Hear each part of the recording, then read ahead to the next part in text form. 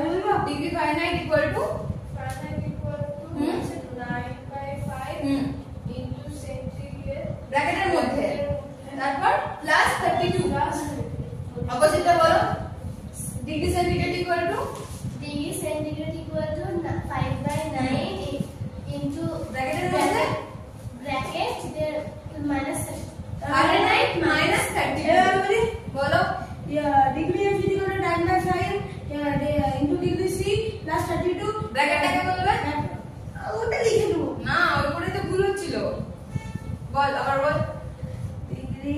F is equal to 9/5 into degree C bracket bracket plus 32 plus 32 অপোজিটটা এবার না আমি বুঝি দুটো degree centigrade equal to 5/9 into bracket Fahrenheit minus 32 ঠিক আছে হয়ে গেল এবার একটা কনভার্সন করি সোজা থেকে শুরু করছি যে 10 ডিগ্রি সেন্টিগ্রেড কে আমরা ইকুয়াল টু কত ডিগ্রি ফারেনহাইট অলওয়েজ ইউনিটটা মেইনটেইন করবে তাহলে নাম্বার কাট 10 ডিগ্রি সেন্টিগ্রেড করব ফারেনহাইট আমরা বের করব তাহলে কোন সূত্রটা ইউজ করব এখানে কোন সূত্রটা ইউজ করব degree F is equal to 9 हां ঠিক আছে degree F is equal to 9/5 into degree C bracket 9/5 into degree C plus 32 এবার equal to 9/5 into সেন্টিগ্রেডে কত ছিল না ডিগ্রি 10 হচ্ছে 10 plus 32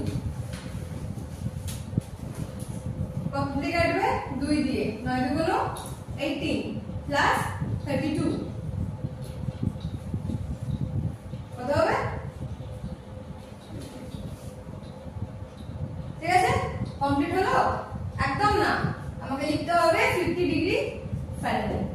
এইবার গিয়ে এর লাগে হাফ মার্কস দিয়েছে হ্যাঁ এর জন্য হাফ মার্কস 1 মার্কস রাইট চাকা দিতে পারে কারণ এটা মাস্ট ম্যান্ডেটরি তোমাকে ইউনিট লিখতেই হবে সায়েন্সে ঢুকলে এবার থেকে সবকিছুতে ইউনিট লিখবে তুমিও হলো কোনো কনফিউশন আর একটা করি একটা কথা বলি বলো কোশ্চেনটা কি ছিল ডিগ্রি 50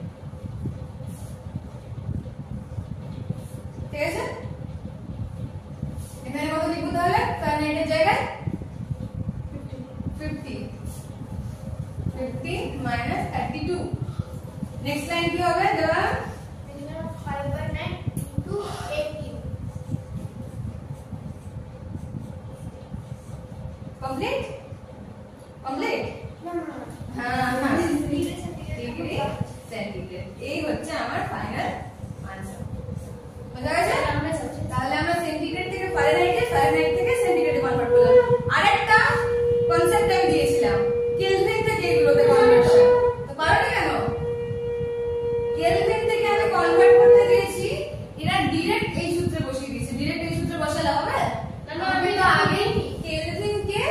কিসে কনভার্ট করতে হবে ওইটা করেছি হ্যাঁ কিন্তু ভ্যালুটা ভুল করে ফেলেছিস তুই উল্টো করে ফেলেছিস হ্যাঁ তুইও তাই माइनस 33 263 সুজুকা কেলভিনের সূত্রটা কি ছিল এই সুজুকা কেলভিনের সূত্রটা কি ছিল কেলভিন টু সেন্টিগ্রেড ফর্মুলাটা কি ছিল কেলভিন ইকুয়াল টু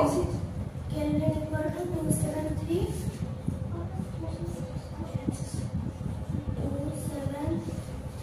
খাতা দেখে বল ভুল যেন না হয় প্রচুর বাসি দিতে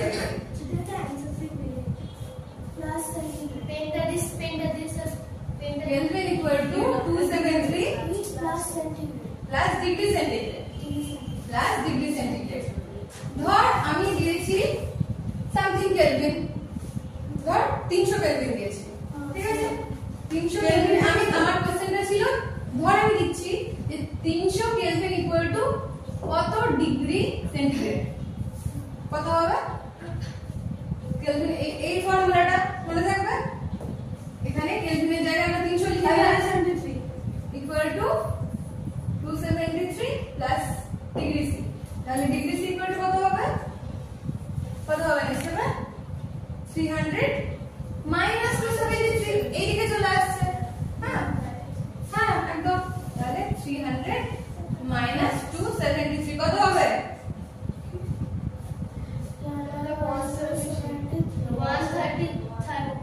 1 আসবে। 300 মাইনাস 87 73 30 27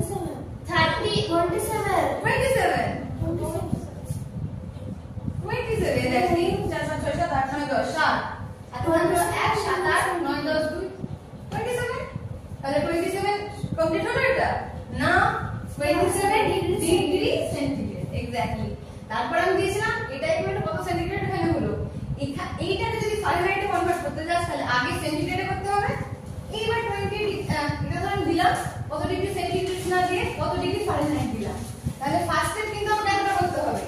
এবার 27 ডিগ্রি সেন্টিগ্রেডকে আবার ফারেনহাইটে কনভার্ট করতে হবে। আমি এত দূর অবধি ধরে রেখেছি। এটা করলে ম্যাথটা কমপ্লিট হবে। বুঝা গেছে? ঠিক আছে এবার এটাকে ফারেনহাইটে কনভার্ট করো। কে করবে? আর একটু ধরে একটু